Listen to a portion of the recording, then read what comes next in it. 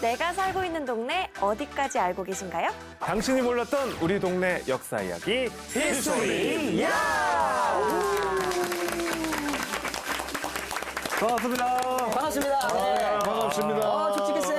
옷차림이 다들 가벼워지셨네. 네. 요즘 그 종이책 보는 분들이 좀 드문 시대가 됐어요. 그렇죠. 요즘 이제 휴대폰으로 책을 보는 시대니까. 맞아요. 조정식 씨 어렸을 때는 책 많이 봤죠, 종이로? 많이 봤죠. 그죠? 역사책도 그렇고 과학책. 과학책. 뭐 이런 것들 다양하게 네네. 뭐 따오기 그림 일기 뭐 이런 것들 있잖아요. 따오기 그림 일기 뭐 이런 것들 있잖아요. 저 울엄마에서 제가 처음 했던 코너가 따오기예요. 알아요. 전 다 알죠. 그 이불 위로 펄쩍 뛰어서 올라가고 뭐 이런 거 다 그게 이제 울엄마. 울엄마고 그죠? 그거의 전신. 그게 따오기라고 조혜련 씨가 따오기, 제가 따시기.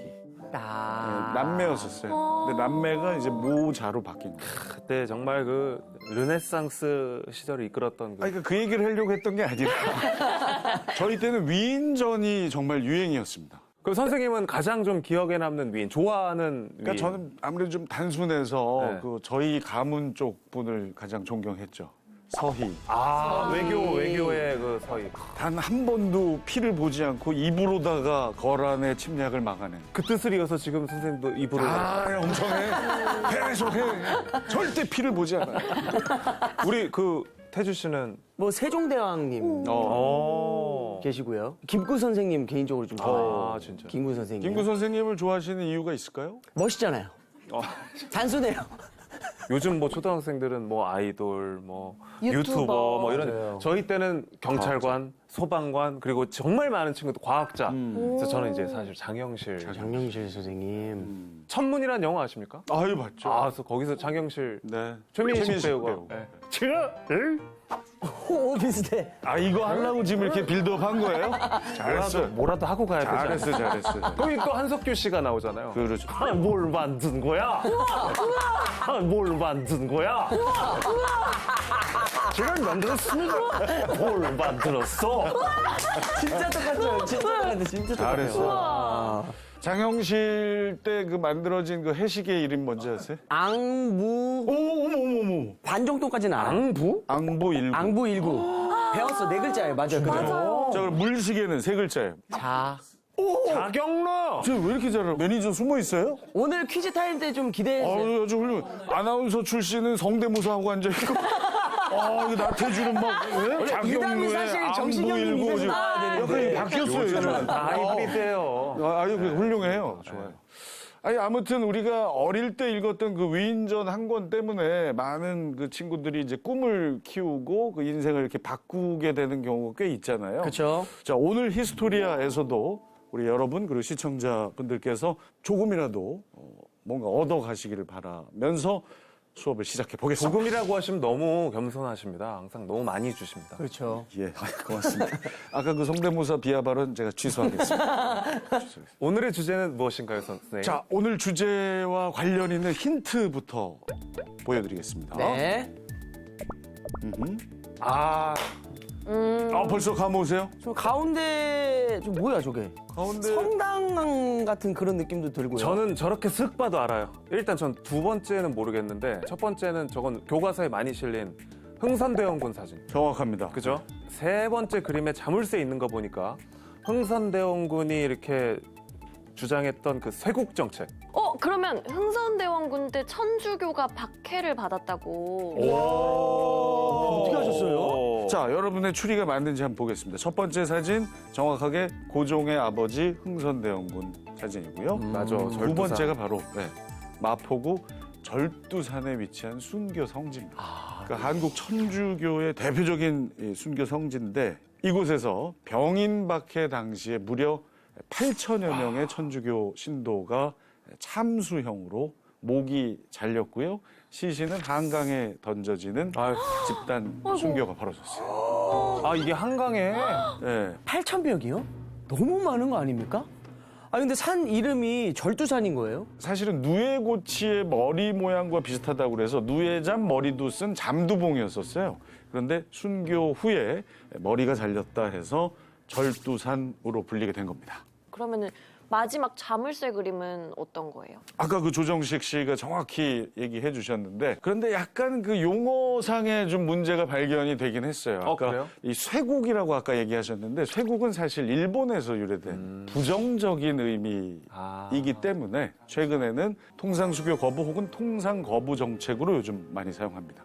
그러면은 오늘 주제 힌트를 보니까 통상수교 거부 정책과 관련된 이야기를 해주시는 건가요? 정확합니다. 오늘 다룰 이야기 바로 통상수교 거부 정책 때문에 일어난 사건인데요. 네. 남연군묘 도굴 사건입니다. 서양과 무역하지 않는다고 해서 도굴을 한 거예요? 누가 이런 짓을 한 겁니까? 사진으로 공개합니다. 외국인이네요. 앙심을 품고 도굴을 한 거예요? 미쳤나 봐요. 과연 남연군묘 도굴에 성공했을까요? 실패했을까요? 100여 명이 넘는 수상한 사람들이 탄 정체불명의 배 한 척이 나타납니다. 많이 도왔네. 100명이 무슨 말이에요? 완전 작정을 했네요. 3개월간 투옥됐다가 3개월이요. 풀려났습니다. 동네 편의점 앞에서 시비 붙었어요? 증거 불충분으로 무죄 사건. 와, 이런 마더파더. 파더만 했습니다. 파더. 저는 그 도굴 얘기를 파묘 영화에서나 봤지 실제로 들어본 적이 없거든요. 그럼 질문 있습니다. 남연군이 누군가요? 흥선대원군의 아버지예요. 부예요? 네. 흥선대원군의 부고요. 그럼 고종의 할아버지? 고종의 조부죠. 조부. 네. 자, 바로 이 사진 속의 장소가 남연군 묘입니다. 와, 보기만 해도 묘자리가 너무 좋아 보이네요. 자, 원래 남연군 묘는 경기도 연천에 있었는데 흥선대원군이 2대에 걸쳐 천자가 나올 거라는 직관의 얘기를 듣고 네. 1846년 지금의 충남 예산군 덕산면으로 부친의 묘, 남연군의 묘를 이장해 온 거예요. 정식백과에 따르면 네. 고종이 어린 나이에 즉위를 해가지고 흥선대원군이 고종을 대신해서 정치를 했었죠. 네. 네, 그래서 실질적으로 권력을 완전히 장악하고 조선 왕실을 중심으로 중앙 집권적인 체제를 완성했다. 네, 고종이 12살에 왕이 됐기 때문에 삭정을 한 거죠. 아버지인 흥선대원군이 대신. 자, 그렇다면 여기서 오늘의 첫 번째 문제 드립니다. 너무 이걸 빨리 빨리 벌써요? 문제를 주신다고요? 특이한 구성이죠. 오늘 우와. 변칙적으로 운영하겠어요. 첫 번째 문제, 흥선대원군과 관련된 내용입니다. 다음 중 흥선대원군이 펼친 정책이 아닌 것을 고르세요. 1번 경복궁 중건, 2번 서원 설립, 3번 의정부와 삼군부의 기능 회복, 4번 능력 위주 인재 등용. 참고로 요거 우리 작가님들이 구성해 주신 건데 아주 좋은 문제입니다. 제가 볼 때는 거의 한능검으로 출제돼도 괜찮은 문제. 난이도가 좀 높은 편이라는 거네요. 높진 않아요. 아!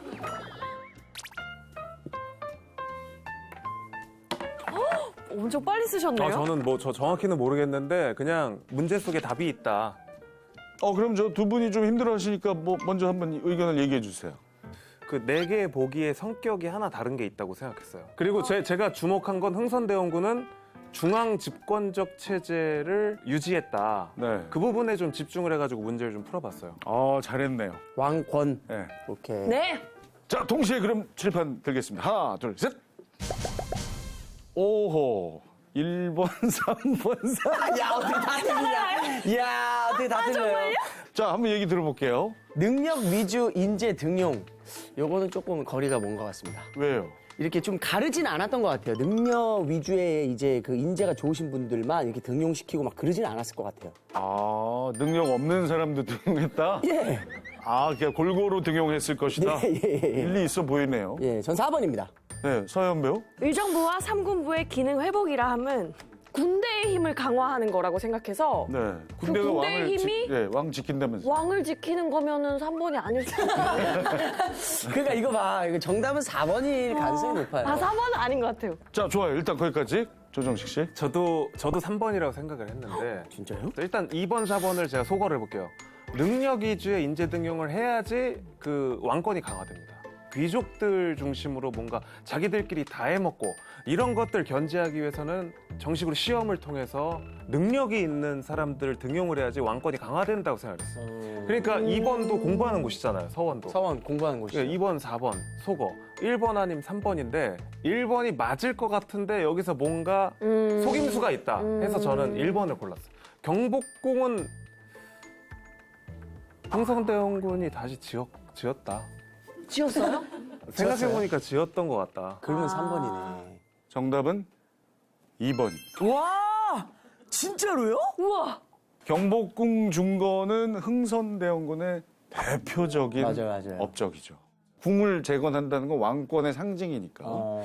자, 그리고 안동김 씨, 풍양조 씨 등 특정 가문들이, 소수 가문들이 번갈아 가면서 나라를 쥐락펴락하는 그 혼란스러운 시기를 세도 정치기라고 하거든요. 그걸 없애려면 능력 위주의 인재를 등용해야겠죠. 자, 그리고 의정부와 삼군부의 기능 회복이라는 건 비변사라는 회의기구가 있어요. 원래는 군사회의기구거든요. 그런데 세도정치기에 이게 또 부패해요.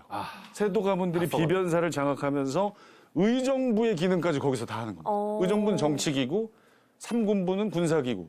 따로따로 해야 되는데 이걸 다 합해서 세도 가문이 장악하니까 비변사를 혁파하고 원래의 기능, 의정부와 삼군부를 다시 회복시킨다. 이게 흥선대원군이에요. 자, 그런데 결정적으로 서원을 설립했다라는 건 왜 틀리느냐? 왜요? 서원을 반대로 철폐합니다. 서원이 물론 순기능도 있습니다만 좋은 기능도 있긴 합니다만 부패했어요. 아, 서원이 서원. 아니에요? 네. 자, 서원의 횡포가 그 당시 얼마나 심했는지 상황극을 통해서 좀 더 깊이 들어가 보겠습니다. 서원 유생역의 조정식 씨, 양반 역은 서현 배우, 농민 역의 나태주 씨. 네. 제사 날짜가 다가오는구만. 농민 양반 할 것 없이 모두에게 묵패를 써서 돌리자꾸나. 아이고. 서원에서 또 무패가 내려왔구만. 곡식 5석에 술 한 동이라. 제사 지낸다며 또 걷어가는군. 곡간이 텅텅 비었어. 이젠 양반인 나도 못 버티겠구려. 이리 오너라. 무엄하다. 왜 아직까지 이 약속한 곡식을 내지 않는 것이냐? 우리 딸에게 먹일 곡식도 없습니다. 부디 한 번만 선처해 주십시오. 조상의 제사를 치르기 위해서 백성이 곡식을 내는 것은 당연한 일이거늘 기한을 넘기면 곤장을 칠 것이야. 아이고, 못 살겠네. 기가 막히네. 와. 잘하는 게 있습니다. 너무 좋은 연기였어요. 그러니까 정말 저렇게 백성들이 고통스러울 정도로 서원의 횡포가 심했던 거죠. 아까 묵패라고 얘기하셨는데 묵패는 쉽게 얘기해서 백성들에게 제사 지낼 돈을 대신 내라는 청구서와 같은 겁니다. 서원이라는 데가 공부만 한 게 아니라 선배 유생들에 대한 제사도 지냈어요. 그 비용을 백성에게 갈취한 거죠. 걷어서. 자, 서원에서 이렇게 삼광오륜과 같은 윤리를 바로잡는다는 이유로 형벌을 가하고 금품을 수시로 갈취를 했었습니다. 진짜. 특히 세력이 있는 서원에서는 양반이나 관원들에게까지 묵패를 보내서 아주 그냥 수시로 잡다한 돈을 징수하기도 했던 거예요. 아니 그러면 거의 약탈이 아니에요, 이거는? 그래서 흥선대원군이 서원을 철폐한 거예요? 그렇죠. 부정부패의 근원지가 바로 서원이다라고 생각을 한 거죠. 그리고 또 하나 지방 권력을 축소시키고자 하는 의도도 있었어요. 네? 중앙 집권적인 정치를 추구했던 사람이니까. 그래서 수백 개가 있었던 전국의 서원 중에 47곳만 남기고 다 철폐합니다. 서원 철폐 누가 제일 반대했을까요? 양반. 양반. 그래서 양반들은 계속 상소를 올렸어요. 안 된다고. 하지만 흥선대원군은 뜻을 굽히지 않았습니다. 야, 이 이야기 들어보니까 진짜 흥선대원군이 리더십도 있고요. 진짜 멋지신 분이네요. 하여튼 공과가 있는 분입니다. 공도 있고 과도 있는데 자, 조선시대에서 본래의 왕이 계승권자가 아닌 왕족의 아들이 즉위를 하면 아버지에게 주는 칭호가 바로 대원군이에요. 대원. 사실 대원군은 사후에 추존이 되는데 역대 대원군 중에 생전에 대원군이 된 것이 바로 흥선대원군이에요. 그러니까 그만큼 좀 실세였고 그렇죠. 힘이 있었다는 뜻이고 또 권력자였다는 말인데 돌아가자면 흥선대원군의 아버지의 묘가 지금 도구를 당했다는 말이잖아요. 대형 사고죠, 뭐. 제가 봤을 때 흥선대원군한테 걸리면 뼈도 못 추립니다. 그 남현군묘 도굴 사건이 흥선대원군의 통상수교 거부 정책 때문에 일어났다고 하셨잖아요. 네네. 그럼 통상수교 거부 정책이 뭐예요? 통상은 외국하고 서로 물건을 사고 파는 거, 무역을 말하는 거죠. 그렇죠. 수교는 외교 관계를 맺는 거죠. 그러니까 무역과 외교를 맺는 것을 거부한다. 이게 바로 통상수교 거부 정책인데 당시에 청하고 일본이 강대국의 무력에 의해서 굴복을 합니다. 항구를 그냥 강제로 개방을 해요. 그래서 흥선대원군은 우리는 그럴 수 없다. 서양과 관계를 맺는 것은 군사적인 위기를 가져올 것이 뻔하다라고 생각하고 통상 수교 모두를 다 거부하게 됩니다. 그래서 통상 수교 거부 정책을 펼친 거예요. 그럼 이게 서양과 무역하지 않는다고 해서 도굴을 한 거예요? 그렇다면 대체 누가 이런 짓을 한 겁니까? 자, 과연 남현군 도굴 사건의 주범이 누구인지 예. 사진으로 공개합니다. 외국인이네요. 그러니까요. 외국인입니다. 이 사람은 상하이에서 주로 활동했던 독일 상인 에른스트 오페르트입니다. 오페르트 독일 사람이구나. 네, 흔히 그냥 오페르트라고 얘기하는데요. 홍콩에서 처음 사업을 시작했는데 사업이 기울어요. 파산할 위기에 처합니다. 이때 오페르트 조선으로 눈을 돌려요. 1866년에 조선에게 2차례에 걸쳐서 통상을 요구합니다. 그런데 흥선대원군이 통상수교 거부 정책을 펼치다 보니까 거절을 당한 거죠. 그러면 거절을 당해서 앙심을 품고 도굴을 한 거예요? 미쳤나 봐요. 정확합니다. 선 넘었네. 앙심 품은 오페르트 포기하지 않고 조선이 통상수교를 절대 거부할 수 없는 협상 카드를 생각해내. 바로 흥선대원군의 아버지 남현군 묘를 파서 무덤 안에 함께 묻힌 물건들 그리고 남현군의 시체 이 둘을 이용해서 통상을 흥정하고자 하는 엽기적인 계획을 세웁니다. 오페르트가 진짜 좀 일개 상인이 이제 나라를 상대로 이렇게 그럼 어떻게 도굴한 거예요? 자, 남현군묘 도굴 사건이 있었던 그날 밤으로 가보도록 하겠습니다. 예? 1868년 충청도의 작은 포구 100여 명이 넘는 수상한 사람들이 탄 정체불명의 배 한 척이 나타납니다. 많이 도왔네. 그런데 가만히 보니까 사람들 피부색, 머리색, 눈동자색이 제각각인 이방인들이었습니다. 오페르트가 구성한 도굴단의 조합은 정말 특이했는데요. 독일인 상인, 프랑스인 선교사, 자금을 전담했던 미국인, 유럽인, 중국인 선원까지 거기다가 조선인 안내자도 포함됩니다. 예? 이렇게 모인 인원 무려 100명이 넘었습니다. 아니 도굴이라고 해가지고 몇 명만 모여서 한 줄 알았더니 100명이 무슨 말이에요? 완전 그러니까 너무 작정을 했네요.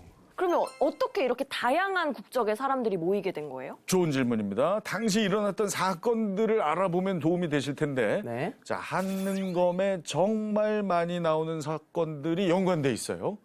여기서 두 번째 문제가 나갑니다. 1866년 병인 박해가 일어난 다음 제너럴 셔모노 사건이 일어나는데요. 네. 그 다음에 일어난 사건의 순서를 맞춰주세요. 우와 너무 재밌다. 이거 안 기억. 배웠는데? 남현군묘 도굴 사건, 니은 병인 양형. 그러니까 기억이 먼저냐, 니은이 먼저냐는 거죠? 너무 많이 드리면 힘들어하실까봐 딱 두 좋습니다. 개만 드렸어요. 병인 박해 셔너럴 머노. 제너럴 셔머노. 여기서 이야기를 만들어야 될 것 같아. 프랑스 사람들을 박해했잖아. 그리고 미국 배가 교역을 하자고 왔어. 네. 그리고 도굴을 하고 이러려다가 뭐 여러 가지 갈등이 생겼겠지. 그러니까 프랑스 선교사가 다치거나 죽고 프랑스가 화가 나서 배를 끌고 와서 병인 양요가. 그러니까 기억 니은. 아니야? 맞는 것 같아요. 무슨 일이 일어나고 이제 중심적인 이제 사건들이 일어나죠. 항상 모든 것들이. 그렇네요. 그러면 예. 바꿔야겠다. 그죠? 네. 제 생각엔 요건 얘기로 풀면 오히려 함정이 됩니다. 그러면 그냥 느낌으로 푸는 게 낫죠. 아 그래요? 그러면 바꿔야겠다. 느낌으로 푸는 게 맞죠. 그럼 전 느낌으로 전 답 썼습니다. 사실 몰라요. 자, 정리하셨죠? 네. 예. 하나, 둘, 셋. 자, 기억 니은 한 분, 니은 기억 두 분. 자, 니은 기억으로 바꾸신 거죠, 조정식 씨는? 네. 맨 처음이 병인 박해잖아요. 그리고 그럼 맨 마지막에 병인 양요가 들어간다고 하면 같은 해에 저 일이 다 벌어지게 되는 거예요. 너무 바빠, 그럼 그 한 해가. 그러니까 남현군묘 도굴 사건은 병인년 다음 해로 넘어갈 것 같아요. 병인박해 일어난 다음에 이제 제너럴 셔먼으로 일어났잖아요. 그러면 그 다음은 병인양요 다음에 남영군묘 도굴 사건이라고 생각이 들었어요. 1866년 초에 병인 박해. 근데 중간에 갑자기 미국 상선 제너럴 셔먼호가 쳐들어와요. 그리고 나서 병인 박해에 대한 보복으로 프랑스 함대가 침략한 게 병인 양요. 양요. 그리고 1868년에 남현군묘 도굴 사건이 일어나고 신미양요는 제너럴 셔먼호가 1866년이잖아요. 5년 후인 1871년에 일어나요. 그게 다 끝난 다음에 뭐 해요? 흥선대원군이? 이제 서양 세력 진절머리가 나겠죠. 척화비를 건립해요. 합의. 정말 시험이 많이 나옵니다. 척화비는 언제 건립한다고요? 이 모든 일이 다 끝나고 난 끝난 후에. 다음. 그래서 정답은 니은 기역입니다. 자, 이렇게 해서 조정식 우리 나태주 씨가 한 문제씩 맞췄고요. 서현변은 아직 못 맞힌 상태입니다. 너무 축하드립니다. 고맙습니다. 감사합니다. 자, 그동안 얘기했던 일들을 한번 총 정리를 다시 한번 해드릴게요. 왜냐하면 정말 중요해요. 1866년부터 1871년까지 5, 6년 사이에 서양 세력과의 충돌이 참 많았습니다. 제일 먼저 일어난 사건, 아까도 말씀드렸던 바로 최대 규모의 천주교 박해 사건인 병인 박해입니다. 절두산.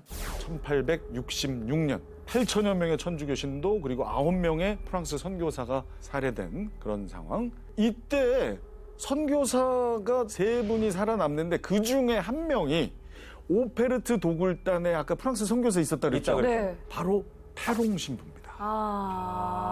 대박이네요. 이게 그러니까 다 연관이 있었네. 그러니까 병인박해 사건으로 페롱 신부가 열받아서 뭔가 도굴에 내가 그래 가담을 해야겠다 이런 생각을 한 거네요. 그랬을 수도 있겠죠. 자, 그리고 그 다음에 일어난 사건이 생뚱맞게 미국 상선 제너럴 셔먼호 사건입니다. 이 배도 역시 통상을 요구하면서 평양에 도착해요.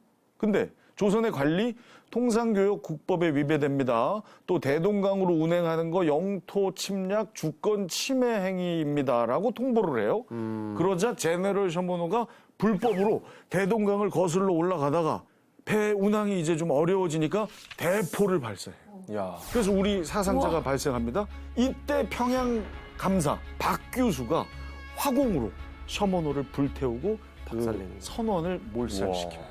그 아까 자금을 조달한 미국인이 있었잖아요. 그 미국인이 도굴단이 된 게 제너럴 셔먼호 사건에 영향이 있는 건가요? 합리적인 의심이에요. 도굴단 중에 한 명인 젠킨스가 상하이 미국 총영사관에서 통역으로 일하던 사람. 그러니까 제너럴 셔먼호 사건에 직접 연루된 건 아닙니다만 하지만 이 사건이 젠킨스에게 영향을 미쳤을 거라는 짐작 정도는 할 수가 있는 거죠. 그러면 제너럴 셔먼호 사건 이후에 이제 일어난 병인양요는 왜 일어난 겁니까?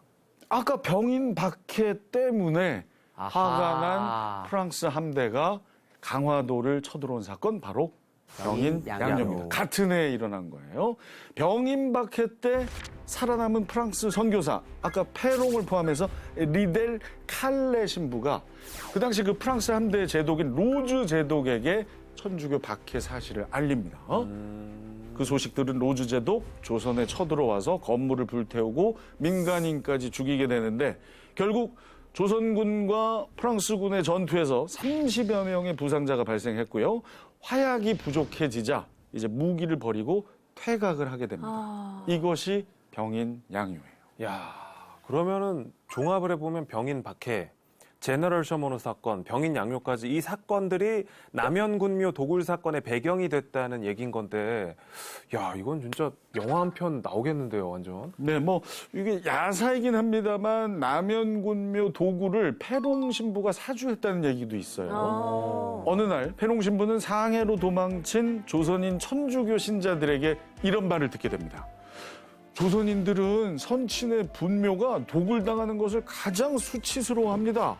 그러니까 이 방법을 이용해서 천주교도들이 당한 박해를 복수하는 게 어떨까요? 우리의 약점을 우리가 말한 거나 다름없는. 그러니까 그 우리가 이건 좀 속상한 아니네. 포인트죠. 네, 그러니까 페롱 신부가 조선인 천주교 신자들 얘기를 듣고 오페르트에게도 남현군묘의 도굴을 제안했다는 얘기인데 어떻게 신빙성이 좀 있어 보여요? 아 근데 그럴 수도 있을 것 같아요. 그럴 수 왜냐면 있겠다. 사실 서양인들은 저희들 문화 이런 걸 모르잖아요. 천주교인들의 그 분노는 이해가 되는데 그래도 조상 묘를 파헤치는 거는 그렇게 자, 이어서 남현군묘 도굴 사건 이야기를 좀 더 해보겠습니다. 이 포구에 도착한 오페르트 도굴단, 민가에 들어가서요, 무덤 팔 때 사용할 도구를 약탈해요. 뿐만 아니라 덕산 군청까지 들이닥쳐서 무기를 빼앗기 시작합니다. 이와 관련된 기록이 조선왕조실록에 나와 있는데 서혜원 씨하고 나태주 씨가 그 내용을 좀 알려주십시오. 병졸 100여 명이 군복을 입고 창, 칼, 총 등을 가지고 곧바로 관청으로 들이닥치더니 무기를 빼앗고 관청 건물을 파괴하였습니다. 그래서 그 사유를 물었더니 대답하지 않고 총을 쏘아대고 칼질을 하면서 접근하지 못하게 하다가 곧바로 남영군의 묘소로 달려갔습니다. 조상의 산소가 있는 마을에서 호미와 괭이 등의 연장을 빼앗아 갔기 때문에 아전, 군교, 군노, 사령들과 백성들을 거느리고 가서 죽기 살기로 맞섰으나 그들의 드센 칼과 총을 대적할 수가